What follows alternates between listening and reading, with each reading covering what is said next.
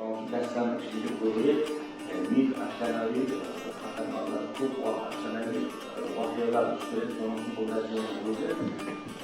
Yine cevap olsun, bahsi olsun, bundan sonra aktarım olacak.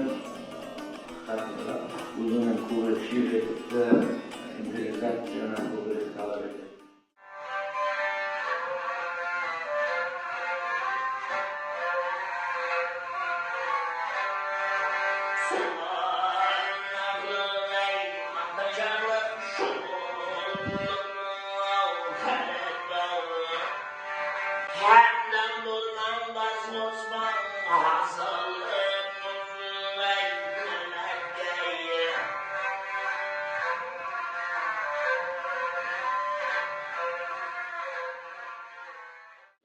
Dersler içindeki epizodlarda misal Yedigenin qanday batır bo'lgani, Yedigenin mingan tulpari, bu qanday bir o'zini darslar içinde qanday qahramonlar bor, alifbao deydi masalada.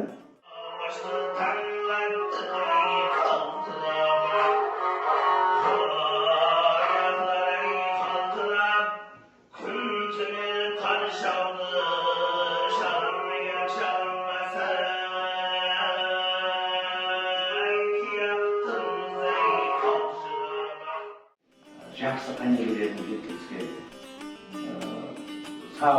батышларынан бәрі сол музыка мектептерінде фундамент жақсы болса, келешекте ертең өздеріңізге үлкен айқын жолда жүруге жақсы болады. Şimdi ne var, ne biliriz, ne biliriz, солардың бәрін үйреніп барып, майна шүйдесіне дейін бәрін шұқырап үйренсеңіз, бұл келешекте өздеріңізге azık olardı bizlerine. Onun perzentimde aslı ahırlık bilen özüme tartıp alayım dep hani yedigi balık perzentim üretimge karalım. Her yerden tutsalar gibi halimizde duracak